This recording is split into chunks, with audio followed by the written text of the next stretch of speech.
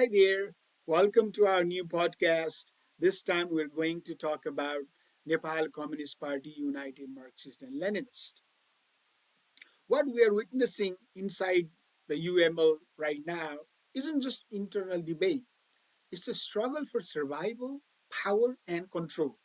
At the center of it all is KP Oli, the former prime minister and polarizing strongman who has long dominated this party through sheer force of personality. But now we see some cracks appearing in it. Even before the Gen Z protests erupted in September, a serious internal challenge was taking shape within the UML. Former President Bhandari, widow of party ideologue Madan Bhandari, the architect of the so-called People's Multi-Party Democracy, signaled her return to active politics and openly challenged Oli's dominance. In response, Oli blocked her membership renewal, effectively preventing her from contesting party leadership. The move angered many leaders, including Mr. Ishwar Pokhrel, who is running against Oli for the position of the chairman of the party right now. He sought to bring her back as a counterweight to Oli. The Vandari Pokhrel faction repeatedly criticized Oli's one man show, arguing that it betrayed the party's founding principles. The crisis escalated when Oli's government attempted to ban social media, sparking mass protests led by young people. The demonstrations turned violent, several people were killed, including young students.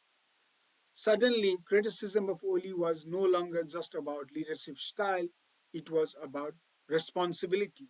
Senior UML leaders demanded he step down, but true to form, Oli refused.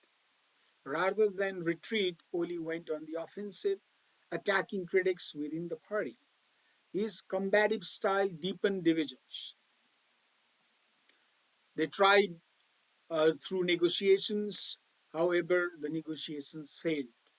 The rival factions hardened their resistance, and the party resolved to settle the dispute at the National Convention. Now, in the run up of the National Convention, Oli reshaped the party structure. The number of office bearers was expanded to 19, the Standing Committee to 45, the Politburo to 99, and the Central Committee to 301. These changes largely favored Oli's loyalists, yet dissatisfaction continued to grow. Long-time allies like Pradeep Gyawali were sidelined, while Shankar Pokhrel retained his position as the General Secretary. Several other leaders defected or aligned with the Pokhrel camp. As the convention unfolded, Oli's tone has shifted. Once fiery and uncompromising, he now presented himself as a besieged leader, appealing for unity. But beneath this softer rhetoric lay a deeper concern. Reports suggest that if Oli loses the chairmanship, he could face arrest for decisions made during the protests.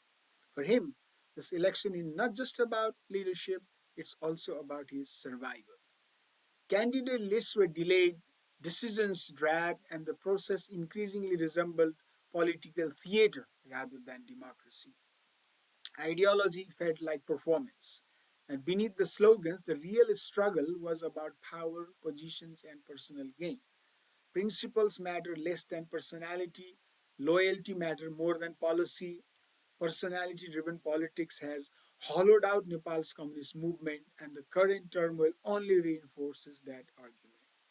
The question now is whether this convention represents a turning point for the UML or simply another episode in a cycle where power triumphs over principle.